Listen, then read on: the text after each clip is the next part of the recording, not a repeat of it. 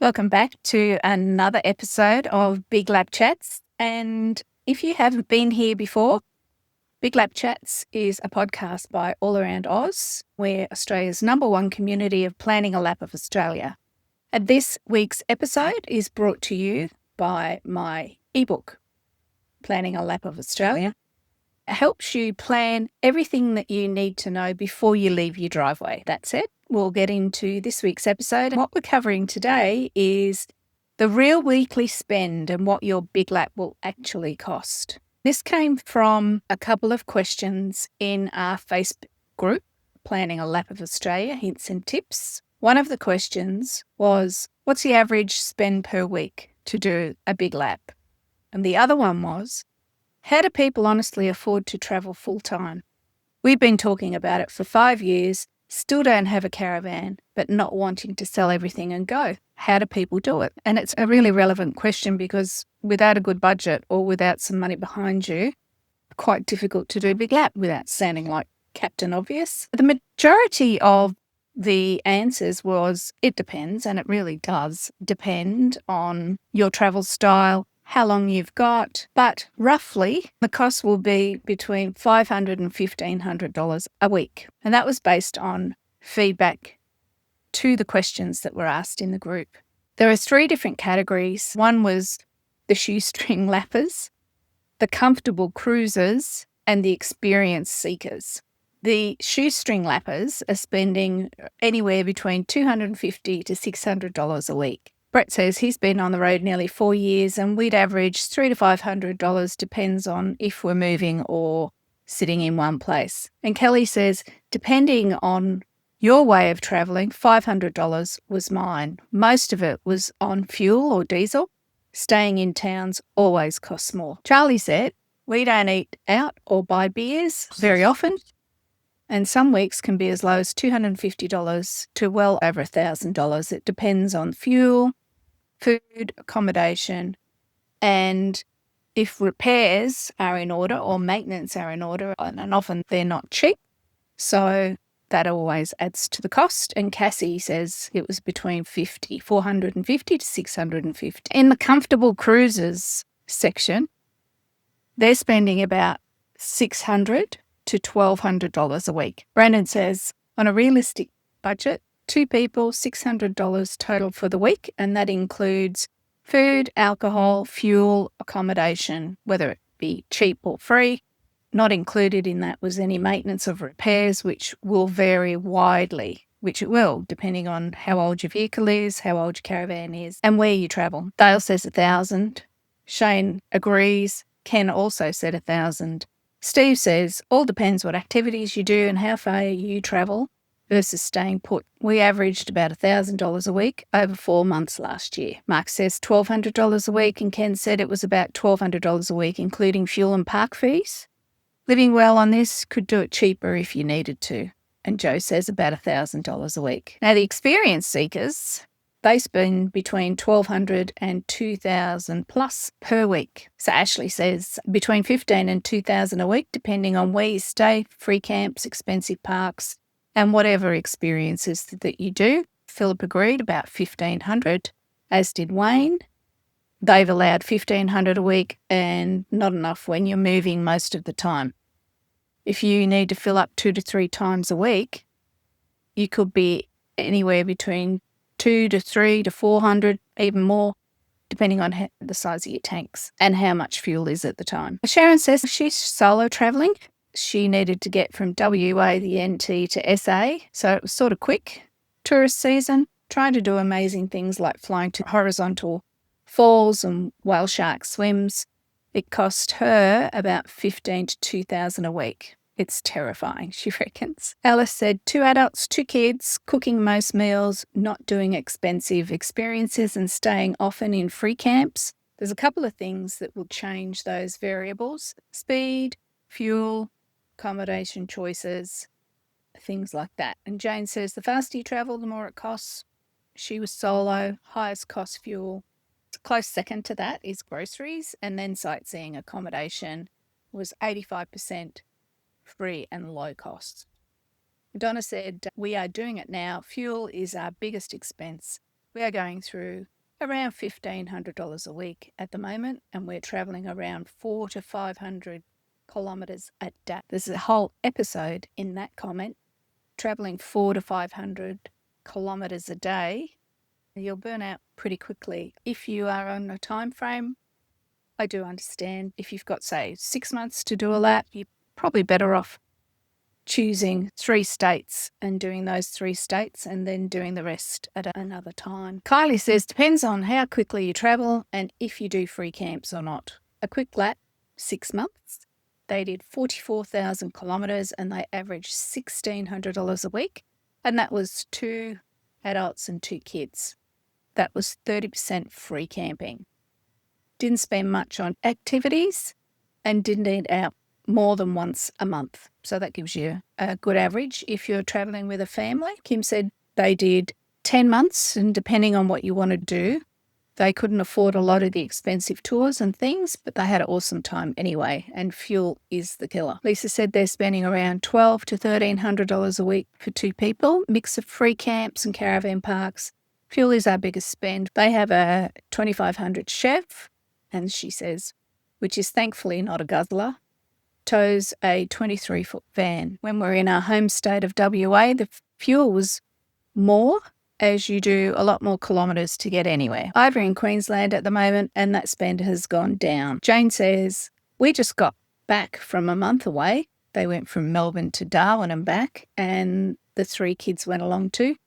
They tow with a Y62. Their caravan weighs 3.5 tonne, and it cost $5,650 in fuel alone for a month. Accommodation choices also have a bearing on it. Daniel says they're 4 months in and he reckons averaging about $1,500 plus fuel. Trying our best with free camps, but often not a lot of options. Someone anonymously posted they've stayed mainly in caravan parks, station stays for 3 or 4 nights, usually do a free camp when it's just for 1 night in between places. Jane mentions that there's a double rule. Really depends on how fast you travel, how many kids, how old they are. Theirs were in their teens. What you drive, what you tow, so many variables. We travelled for 12 months with 3 kids and a dog, and that year cost about $120,000. That's about double they thought they would. Love to hear if you have experienced that as well. You budgeted and you found you needed double the amount. Leave a comment below and I'd love to see who else has experienced that. The unexpected costs. And this is where a lot of people can get into a bit of trouble. Tim says they're a family of 4. They were spending about $2,000 a week over 3 months. They did limited free camping, ate out 1 to 2 times a week, did touristy stuff, but they had a $4,000 car issue. Charlie says when the repairs come, they're often not cheap. Maz says we use $1,000 to $1,200, depends on the region, mileage, eating choices, and the amount of low-cost camps you can score. That's for a couple. They tend to adjust to suit their budget, and they have their top insurance and RACQ cover, and they always keep a backup fund of $15,000 for breakdowns, which is good. It's good to call on if you need it, and it's great if you don't, because then you've got a $15,000 kitty when you get back. The per kilometre truce. Vicky says $1 a kilometre is what they clocked. They did 20,000 kilometres and it cost them $20,000. And that included everything: fuel, food, alcohol, caravan parks, and experiences. And she also mentioned that the fuel is cheaper this year than last. Matt also says, adding to that, he reckons between $1.50 to $2 a kilometre. That's what their experience has been. So the variable list depends on how many are travelling, what you're travelling in, how slow or fast you move from place to place, activities, experiences, what supermarkets are available. For example, no Aldi in Tasmania, and the remote towns only have IGAs and friendly grocers, which are expensive. Just on that, IGAs are not more expensive on certain items. They do a lot of price matching for your basic groceries. Any of the more gourmet type groceries, yes, you'll pay more for them. If you go to a super IGA, so they're about the size of a normal Woolies or a Coles, you'll find that they price match a lot of items, and there'll be signs all over the place telling you that is correct, and it is correct. How we know that is Kev's owned independent supermarkets for many, many years. And when we first met, that was one myth he busted for me about IGAs and independents being way more expensive than Coles and Woolies. Yes, they are in certain places on certain items, but the majority of those basic goods, they will price match with Coles and Woolies. Another variable is eating out versus cooking your own meals, alcohol, free camping versus paid, unexpected vehicle maintenance and or repairs, travelling with a pet. As you can see, it's very common, the expenses that people are experiencing in terms of fuel, accommodation, groceries, etc. When asked about how do people afford it or how much is it, Tash says it's too much. Alex says more than your budget for. Amanda says a lot, even with free camping, it costs a bit. And Gretel says hard to do under $1,000 these days. Vicky says you don't want to know. When the money runs out, it's time to go home. That's my theory, which I'm nearly reaching, but have seen and been to so many places. Grateful we have been able to do it with what we've done. And also gives a great tip. Tow a caravan into a headwind or up a mountain range and your fuel bill will increase. If you've spent the big money on a van, get out there and enjoy life while you can. Pointless having money left over when you're 94. Life's too short. That was Ian's take on it. Vincent says they did it on a pension, $1,700 a fortnight, and it took 15 months. Lydia says 9 months for us, not doing the top of Queensland though, family of 4, $900 a week. Anthony says $1,300 a week, family of 4. Megan says $2,000 to $3,000 a week, family of 4. We're not the type to pass on a pub meal somewhere cool and did lots of touristy things. As you can see, it just depends, really. It depends on how far you travel, how much time you have, how many are in your travel party, whether you've got 2 kids, 3 kids, 5 kids, whether you're doing a lap solo, whether you're travelling as a couple. You have the big expenses before you leave, your car, your caravan, setting all of that up. And then the everyday expenses that you have at home continue. If you have a home and you're renting it out, your rent obviously can offset your mortgage payments if you have a mortgage. All your other expenses will carry on. Although your accommodation costs might be a lot less. Like your fuel bill will be a lot more than being at home. Having said all of that, there are plenty of people still planning a lap. There are plenty of people still buying caravans and 4-wheel drives and getting out and seeing this great country of ours. And I'd encourage you to do the same. If you're concerned about your budget, start tracking it right now.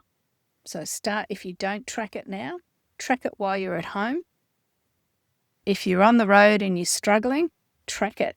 Track every dollar that you spend, and you might be surprised where there's some leaks in your budget and you might be able to plug those up. You might be able to stop for work as well. I'll pop some details in the show notes about how to find work while you're travelling Australia. I've interviewed quite a few families and couples that are stopping and working, and I'll link to those as well so you can hear what other families, couples are doing to keep travelling rather than packing up and going home once the money runs out.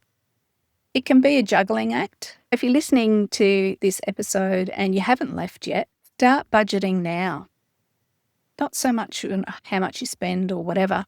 Just be aware of what you're spending. So maybe just keep all your receipts, tally it up at the end of the week, and keep a running tab on what your expenses are now. And then you can work out how much it's going to cost you on the road. Groceries and so forth will cost you around about the same. Might be a little bit more expensive in different towns, regional areas, etc. If you track it now, then you won't be surprised when you hit the road. So I hope that has helped with any questions that you have around how much a big lap is going to cost you and what you can do about it right now. Why not mix it up? Why not head off and work your way around Australia like so many people are doing? That way you can have your cake and eat it too. Thanks for joining me for this episode, and thank you for listening in. The podcast is growing all the time, so really appreciate your support. If you head on over to allaroundoz.com.au/podcast, you can see the other 20 episodes. There's also lots of other information on the website as well about planning your big lap, caravanning, camping, destinations, so you can see all the things to do in various spots around Australia. Thanks for joining me, and I'll see you next week.